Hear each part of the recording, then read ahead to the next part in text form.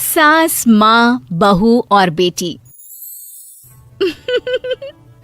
नहीं नहीं, ये कहानी इन सारे के सारे रिश्तों की नहीं, बल्कि 2 रिश्तों में ही सभी रिश्तों के होने की है। अरे बहू, मेरे और तेरे ससुर जी की रोटी मत बनाना, मैं बना लूंगी। दिन तक ठंडी हो जाती है। बहू जो कि एक वर्किंग लेडी थी। नहीं नहीं माँ जी, मैं अच्छे से कपड़े में लपेट देती हूँ ना, आप क्यों मेहनत करेंगी? माइक्रोवेव में गर्म कर लेना।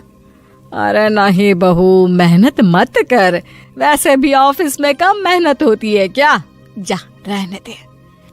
लेकिन बहू मानती नहीं, वो सास ससुर की रोटी बनाकर ही जाती है। दोपहर में खाने के वक्त ससुर जी कहते हैं, अरे बहू को रोटी बनाने के लिए क्यों मना कर दिया, क्या हो गया? ठंडा ही तो खाते आए हम लोग हमेशा से। अरे वो क्या है ना, सुबह ऑफिस जाती है, घर का सारा काम करने में वक्त लग जाता है। अरे थकती है वो अलग, तो मैंने सोचा बहाने से ही थोड़ा कम काम करवाऊं। ससुर मुस्कुरा रहे होते हैं। यह तो अच्छा है, बहू को समझना जरूरी है। वक्त बीत रहा था। घर में सब खुश थे कि एक दिन, माँ जी आप शाम को थोड़ा टहलने निकला करें, घर पर रह रहकर हड्डियां जाम होती है। पापा को भी ले जाया करिए, मैं वक्त पर तो आ जाती हूँ। बहू ठीक 5 बजे ऑफिस से घर आ जाती है। फिर चाय नाश्ता बनाकर सास ससुर के साथ बैठती, उन लोगों को सारा दिन का हाल बताती।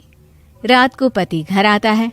क्या बात है बेटा, ऑफिस से आकर कभी हम लोगों के साथ भी बैठा कर। अरे माँ, दिन रात काम करके मन ही नहीं करता। अगले दिन की फिर तैयारी होती है, आप और पापा ही कमरे में आ जाओ। इससे अच्छी तो बहू है, कितना भी थकी रहे, घर आकर हम लोगों के लिए चाय नाश्ता बनाना, फिर बातें करना।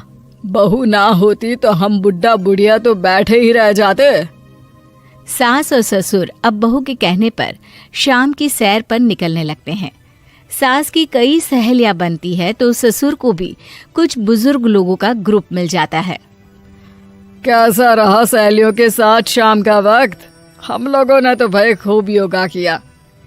अरे हम लोगों को गप्पों से फुर्सत ही नहीं होती। वैसे मिसेस मल्होत्रा आज बहू के बारे में कुछ बोल रही थी। तभी वहां ऑफिस से बहू आ जाती है जो जींस और टॉप में होती है। क्या बात है माँ, क्या कह रही थी आपकी सहेली आपकी बहू के लिए? सास इस बार बहू को कुछ अलग तरीके से देखती है और उल्टा सवाल ही दाग देती है।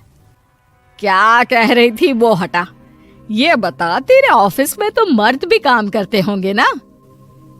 बहू जो अब तक मजाक कर रही थी वो सीरियस हो जाती है।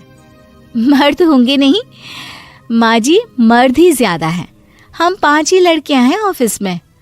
अरे तो अच्छा लगता है क्या ऐसे कपड़े पहनती हो? कल से तुम ना साड़ी पहनकर ऑफिस जाना, और हाँ, शाम का नाश्ता थोड़ा जल्दी बनाया करो। नाश्ता बनाकर बाद में ही ऑफिस के कपड़े चेंज करने जाना। बहू को समझ में नहीं आता कि सास को हो क्या गया है, लेकिन वो कुछ नहीं कहती। सीधे किचन में जाकर चाय नाश्ता बनाती है और सास ससुर को दे देती है। अगले रोज बहू ऑफिस के लिए तैयार होती है तो खूब सुंदर सी साड़ी पहनती है और ऑफिस के लिए निकलने से पहले सास और ससुर के पैर छूती है और निकल जाती है। क्या बात है, आज मेधा के ऑफिस में लग रहा है कोई फंक्शन है। अच्छा, पता नहीं, मुझे तो बताया नहीं। वैसे तो सारी बात करती रहती है। अरे देखा नहीं कैसे साड़ी पहनकर जा रही थी? अरे वो तो मैंने ही बोला है उसे। अरे अच्छा लगता है क्या रोज रोज ऐसे सूट या जींस में जाना? बहू हो, बहू बनकर रहो। और आप भी ना मेधा मेधा मत किया करिए, बहू बोला करिए, सर पर चढ़ जाएगी तो दिक्कत हो जाएगी। सास अब बहू को बहू जैसा रखने लगती है। हर बात पर रोका टोकी, हर बात पर ताने। क्या बात है, आजकल लेट आ रही हो ऑफिस से? अरे चाय के लिए भी देर हो जाती है, हम लोग फिर पार्क में भी देर से पहुंचते हैं।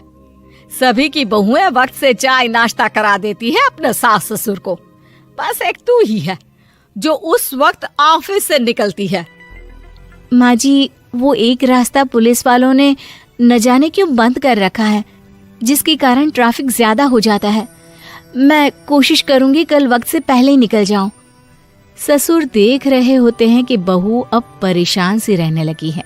एक रोज, मेधा, बेटी मेधा, जी पिताजी। बेटा देख जरा कौन सी टी शर्ट अच्छी लग रही है। वो क्या है ना, शाम को सब बदल बदल कर टी शर्ट पहनते हैं। मैं भी सोच रहा हूँ कि आज कुछ अच्छा सा पहन कर जाऊं। हाँ पिताजी, ये सही है। ये लाल वाली ना बहुत जचेगी आप पर। मेरे पापा पर भी डार्क रंग बहुत जचता है। क्या चल रहा है? अरे ससुर के सामने घूंघट तो छोड़ो, ऊपर से रंग बताया जा रहा है टी शर्ट का। अरे बहू, कोई संस्कार दिए नहीं है क्या तेरी माँ ने? बहू इस बार बहुत निराश हो जाती है।